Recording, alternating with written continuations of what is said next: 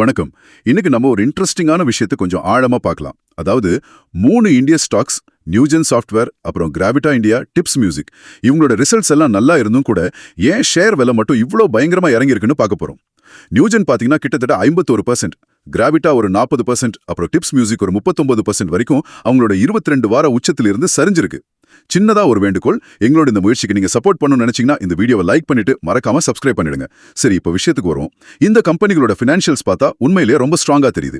இப்போ உதாரணத்துக்கு current ratio எடுத்துக்கிட்டா நியூஜனுக்கு 3.8 இருக்கு, கிராவிட்டாவுக்கு அடங்கப்பா 8.4, டிப்ஸுக்கு 2.7 இருக்கு. அதே மாதிரி ரிட்டர்ன் ஆன் ஈக்விட்டி, அதாவது ROE, நியூஜென் 23.2%, கிராவிட்டா 23.3%, டிப்ஸ் மியூசிக் பாருங்க 86.8%. நம்பவே முடியல. ஆமா, ரொம்ப அதிகம். பியூட்ரஸ்கி ஸ்கோர் கூட 4-5 ரேஞ்சில் இருக்கு. அதுவும் நல்ல ஃபினான்ஷியல் ஹெல்த்தை தான் காட்டுது. இவ்வளோ பாசிட்டிவா இருந்தும் ஏன் இந்த பெரிய சரிவு? இது கொஞ்சம் குழப்பமா இருக்குல்ல. என்ன காரணமா இருக்கும்? நிச்சயமா குழப்பம் வரதான் செய்யும். இதுக்கு பல காரணங்கள் சொல்லலாம். ஆனா முக்கியமான முதல் காரணம்னு பாத்தீங்கன்னா இந்த ஸ்டாக்ஸோட ரொம்ப அதிகமான PE ரேஷியோ, அதாவது price to earnings ratio. Okay, valuation. ஆமா, சிம்பிளா சொன்னா கம்பெனி சம்பாதிக்கிற ஒவ்வொரு ரூபாய்க்கும் மார்க்கெட் எவ்வளவு விலை கொடுக்க ரெடியா இருக்குங்கிறது தான் இது. நியூஜனுக்கு இது 39 மடங்கு, கிராவிட்டாக்கு கிட்டத்தட்ட 35, டிப்ஸ்க்கு 44 மடங்கு வரைக்கும் போயிருக்கு. ரொம்ப அதிகம். இது எதை காட்டுதுன்னா, இன்வெஸ்டர்ஸ் இந்த கம்பெனிகள் மேல ஒரு பயங்கரமான வளர்ச்சி எதிர்பார்ப்பை வச்சிருந்தாங்க.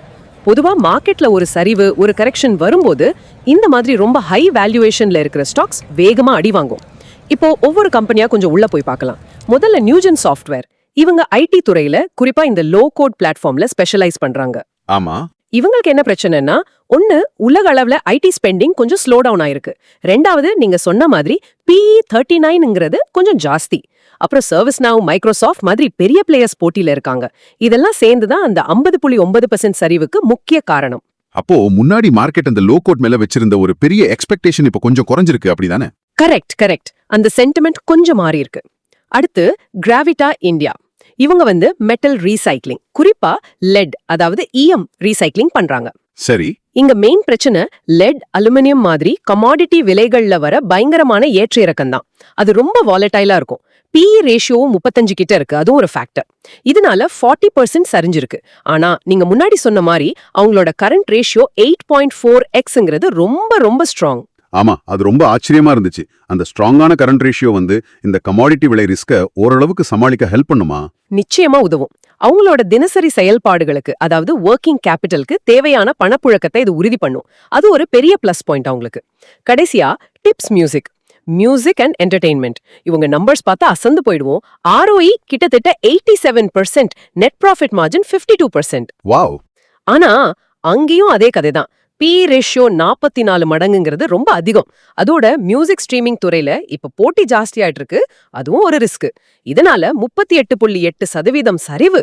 இந்த டிப்ஸ் மியூசிக்கோட நம்பர்ஸ் பார்க்க உண்மையிலே சூப்பரா இருக்கு. சில பேர் இந்த மாதிரி ஹை ROE, ஹை மார்ஜின் இருக்கிறதுனால அந்த ஹை PE ஜஸ்டிஃபை பண்ணலாமே நினைக்கலாம் இல்லையா? நினைக்கலாம், நிச்சயமா நினைக்கலாம். ஆனா மார்க்கெட் கரெக்ஷன் வரும்போதோ இல்ல சென்டிமெண்ட் மாறும்போதோ அந்த ஹை PE தான் முதல்ல கேள்விக்குள்ளாகும். அதுதான் நடந்திருக்கு. புரியுது. அப்போ இது வெறும் கம்பெனி சார்ந்த பிரச்சனைகள் மட்டும் இல்லாம ஒட்டுமொத்த மார்க்கெட், அப்புறம் அந்தந்த துறை சார்ந்த விஷயங்களோடையும் சம்பந்தப்பட்டிருக்கா? கண்டிப்பாங்க. அது இல்லாம இதை பார்க்க முடியாது. 2024-25ல பொதுவாவே பாத்தீங்கன்னா மிட் கேப், ஸ்மால் கேப் ஸ்டாக்ஸ்ல நிறைய வாலட்டிலிட்டி, அதாவது ஏற்ற இறக்கம் இருந்துச்சு. ஆமா, பார்த்தோம். அதுக்கு காரணம் உலக அளவுல ஒரு நிச்சயமற்ற சூழல், நம்ம RBI வட்டி விகிதங்களை ஏத்தினது, அப்புறம் FIIs, அதாவது ஃபாரின் இன்ஸ்டிடியூஷனல் இன்வெஸ்டர்ஸ், அவங்க முதலீட்டை குறைச்சது, இதெல்லாம் சேர்ந்து இந்த மாதிரி ஸ்டாக்ஸை பாதிச்சது. இது இல்லாம அந்தந்த துறை சார்ந்த பிரச்சனைகள், நியூஜென்க்கு IT துறை மந்த நிலை, கிராவிட்டாக்கு கமாடிட்டி விலை பிரச்சனை, டிப்ஸுக்கு மீடியா துறைங்கிறது பொதுவாவே ஒரு சைக்கிளிக்கல் நேச்சர் உள்ளது. இதெல்லாமும் சேர்ந்து ஒரு அழுத்தத்தை கொடுத்துச்சு. ஓகே. அப்போ இப்ப தெளிவா புரியுது. நல்ல ஃபண்டமெண்டல்ஸ் மட்டும் இருந்தா போதாது. அந்த ஸ்டாக்கோட வேல்யூவேஷன், அப்புறம் துறை சார்ந்த ரிஸ்க், பொதுவான மார்க்கெட் சென்டிமெண்ட், இது எல்லாமே சேர்ந்துதான் ஒரு ஸ்டாக்கோட விலையை தீர்மானிக்குது. இந்த கேஸ்ல இந்த காரணங்கள் தான் விலையை இவ்வளவு தூரம் கீழே கொண்டு வந்திருக்கு. ஆமா, சரியா சொன்னீங்க. இங்க நீங்க, அதாவது முதலீட்டாளர்கள் கவனிக்க வேண்டிய ஒரு முக்கியமான கேள்வி இருக்கு. ஒரு கம்பெனியோட உண்மையான அடிப்படை வலிமை ரொம்ப நல்லா இருக்கு, ஆனா மார்க்கெட்ல அதுக்கு கிடைக்கிற விலை ரொம்ப குறைவா இருக்கு, இல்ல ரொம்ப அதிகமா இருக்கு.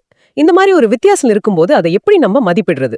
குறிப்பா நல்ல வளர்ச்சி வாய்ப்பு இருக்குன்னு நம்புற துறைகள்ல ரொம்ப ஹை வேல்யூவேஷன்ல இருக்கிற ஸ்டாக்ஸை அணுகும்போது அந்த ரிஸ்கையும் அதுல கிடைக்கக்கூடிய ரிவார்டையும் எப்படி பேலன்ஸ் பண்றது? இது நீங்க கொஞ்சம் யோசிக்க வேண்டிய ஒரு விஷயம். இந்த கலந்துரையாடல பார்த்தவங்க எல்லாருக்கும் நன்றி. இந்த டாபிக் பத்தி உங்களோட கருத்துக்கள் என்னங்கறத கீழே கமெண்ட்ஸ்ல சொல்லுங்க. கடைசியா ஒரு முக்கியமான விஷயம், இங்க நாங்க ஷேர் பண்ண விஷயங்கள் எல்லாமே எஜுகேஷனல் நோக்கத்துக்காக மட்டும்தான். எந்த ஒரு முதலீட்டு முடிவையும் எடுக்கிறதுக்கு முன்னாடி உங்களோட ஃபினான்ஷியல் அட்வைசர் கிட்ட கண்டிப்பா ஒரு தடவை ஆலோசனை பண்ணிக்கோங்க. நன்றி.